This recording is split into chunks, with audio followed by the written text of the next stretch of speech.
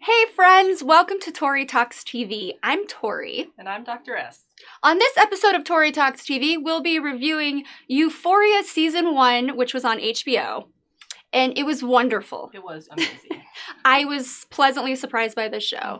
When I found out what it was about, which was mostly like, sex and drugs, I was like, not going to be for me. Yes. I was so wrong. I loved it. So, did you know this was an American adaptation of an Israeli show of the same name? I heard about that. Yeah. Didn't know much about it from that at all. Yeah. No, I thought that was cool. I had no idea. All right, let's talk about some things we liked, what we thought of it. First, I want to start off by saying I loved the music.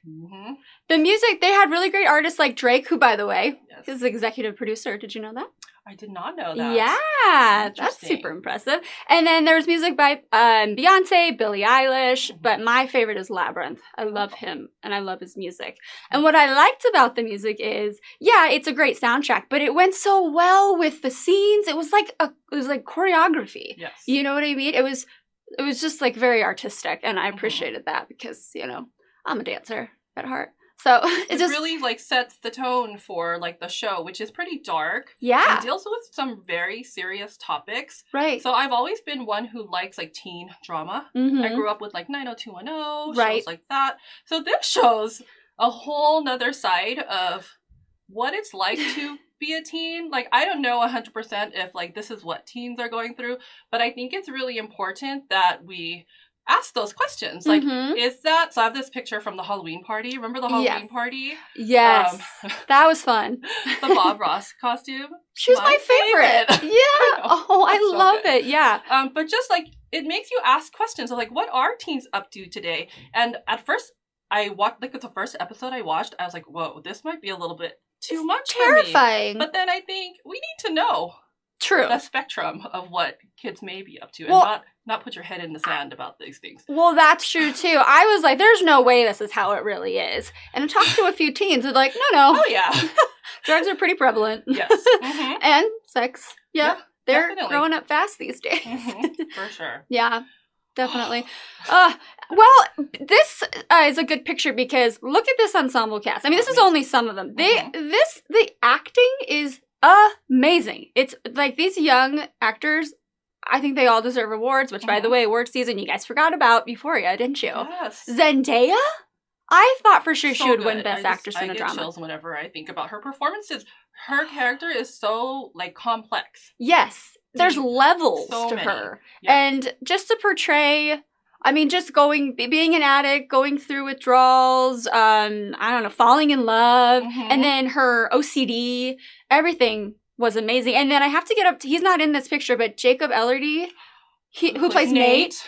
I feel bad for him. When he is screaming and kicking and pounding on the floor, and he has a freak out, and then his dad runs out of the room and he's panicked. I was panicked. Yeah. He was so good. He's good. But all of them, Hunter Schafer, who plays Jules, all these girls, every cast member has a different role, and they're completely different from one another. They're going to be stars. Oh, for sure. If they aren't already. This is the future of Hollywood, guys. Yes, take a good look.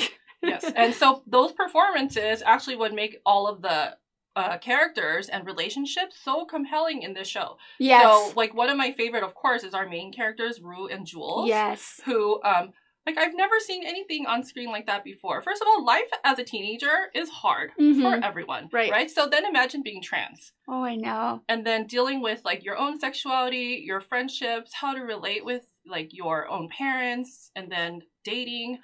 I want to be honest with you. Yes. This actress, Hunter Schafer, she's so beautiful. I didn't know she was trans. I didn't know there wasn't a trace partway through. And I read about it. I thought it was supposed to be obvious, and I didn't know. And then I had no idea until I started to read more. And then as the show debuted and there was buzz about it, then I was like, oh, that's amazing. Good job. And she never really had any big acting roles before this, so she did phenomenal. So good. Yep. Yes, definitely.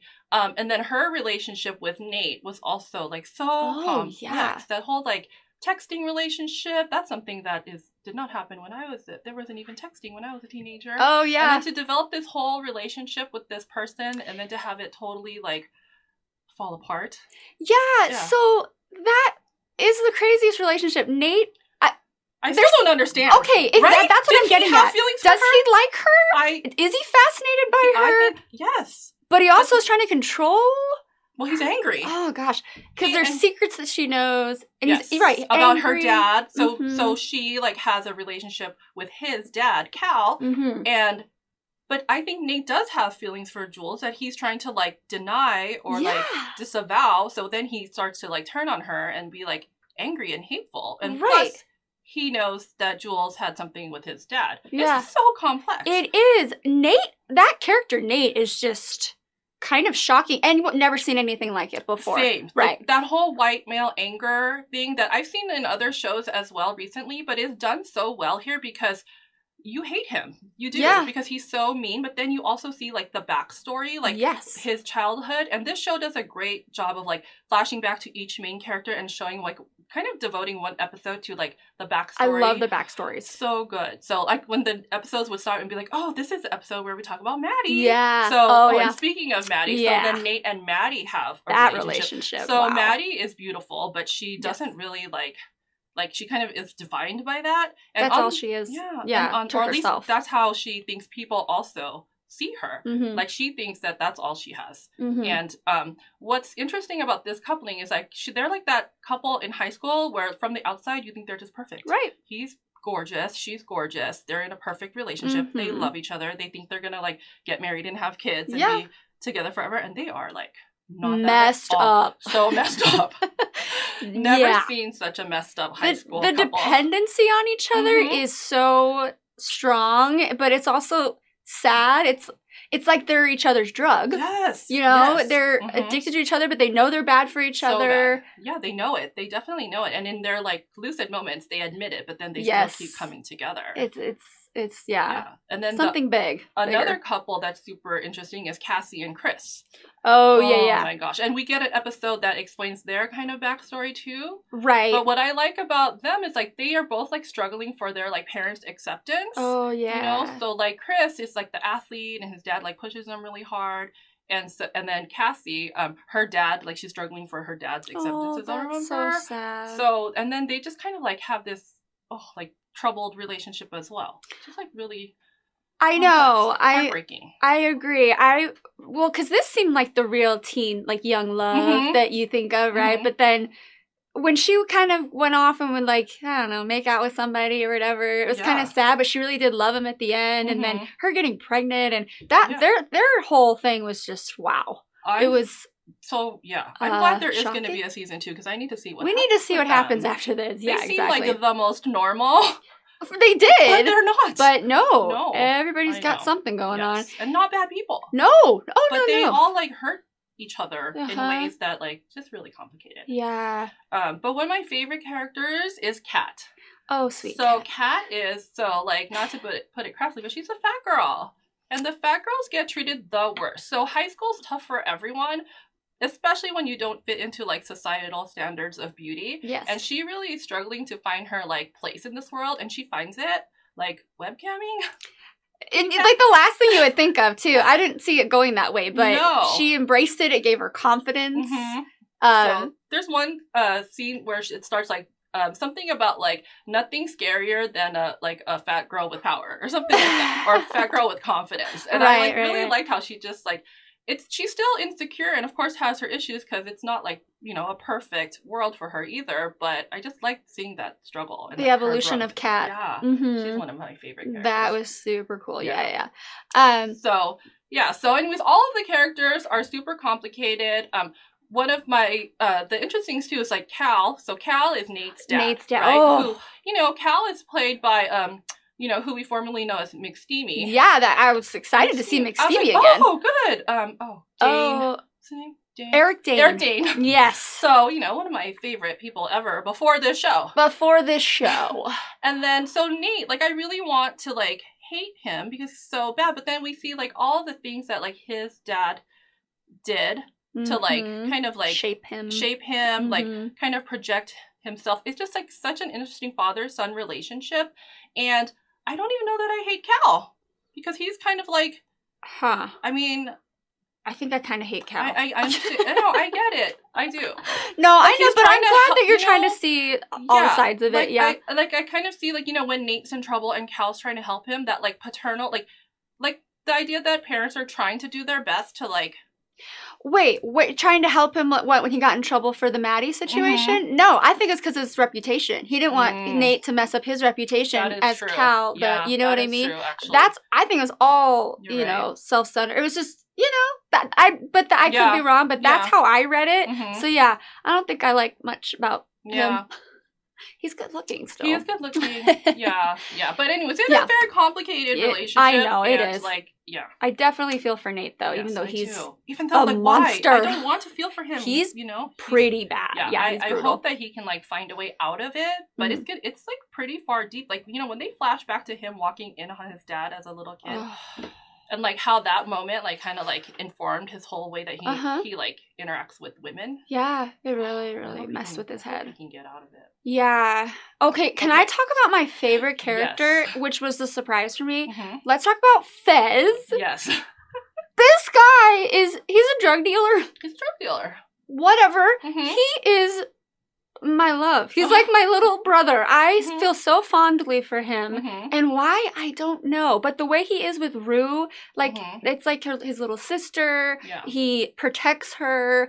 And I just can't get enough of Fez. I watched this 2 times already, the whole season. Oh, wow. And the second time I fell in love with him even more. It's not a romantic. I'm not I don't have a crush on him. I just it's his love him. It's he's very complex too. And okay, so then there's the comic relief character, which is his sidekick drug dealer. Oh, I forgot his name. Is that his brother? Tattoo. Yeah, little guy. He's a drug dealer too. He must be 10 years old. Oh yeah, he's little. He's running the show. He's hilarious, and so he's the only probably comedic figure in the whole series. He is, isn't he? Yeah, that's true. And Fez is the kind of the straight man to the funny guy. Fez is but he's there for Rue. He's there every time. He really cares for her. Yeah. Yeah, but just to see that side, I know drug dealers aren't all bad people, but just to see how he is such a sweet and caring person.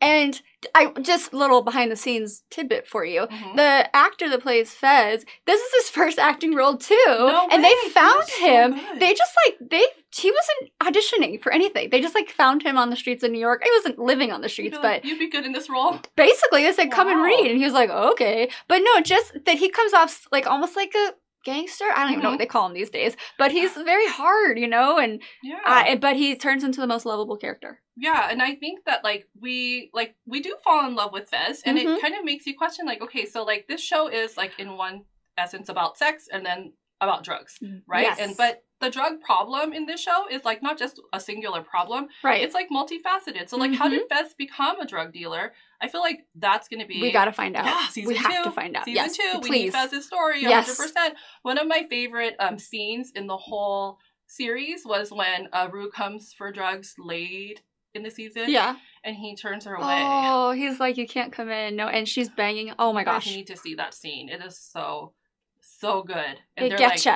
It punches you in the gut. So good. But I mean, just how Rue even turned to drugs in the first place and her mental health issues and that whole she just wants to quiet the noise and she kind of starts self-medicating herself. Yes. And her mom is there. She's supportive. She's trying her best. She doesn't have a supportive family. It's just there wasn't the right treatment for her, given what her issues were and her dad, her issues with her dad. Right. And just seeing too, how her sister gets impacted by that whole thing. It's a very complex picture of all the people that are impacted by Rue's, drug problem. Exactly. Including Jules and including Fez and everyone. Because, they're all in it with her. I think the way that Euphoria handles talking about drugs, and it doesn't just show the bad, it shows the good. It shows the euphoria of using drugs and how it helps the kids kind of navigate all these crazy pressures that they're under. Yeah. It's kind of weighted evenly. I see that. Yeah. Yeah. Well, I want to talk about, you said Euphoria. It just made you think of my favorite thing about this show is the euphoric feel in the cinematography. This is some of the best I've ever seen. I honestly think it's a masterpiece. It's visually it's not just visual. It's how they tie scenes into each other. And like I talked about before, the music, everything, the pacing, there's really just... It's watching... I never for a second... I had to binge it. I was I can't stop. It's addicting, if I might add, watching this show. Because whoever put this all together, and I'm sorry I don't know the cinematographer's name or editor or anything, but that you're a genius. It's really just that beautiful. It is. I'm thinking of this scene when she's in the tent or the fort that she made with Jules, and I love all the glitter. It's moving. When she's at the party and she's like going on the ceiling, and it's like, I think it's supposed to make you feel how she's feeling, but just how it all ties together. Even her riding her bike down the street and like, and the music that goes with it is just like. I don't know. I'm fascinated by it all. They do it like to express like the character's state of mind visually, and it's really, really compelling. Like every character's story, it's done in a different way too, but every single one looks like a movie. Yeah, it's like so beautiful. Exactly. So we obviously liked it. Yeah, if you haven't seen it already, please do. There is a season 2. It has been confirmed, but we don't know yet when it's going to come out. Not confirmed, but they're shooting in spring, and people are guessing that June, around the same time as last year. Exactly. It's going to be a big hit. I can't wait to see some more backstories like Fez and everybody else involved. So Sure. Well, let us know what you thought of Euphoria and our reviews. Comment below, and then please like and subscribe as well. Thank you so much for watching. We'll see you next time on Tori Talks TV. Bye-bye.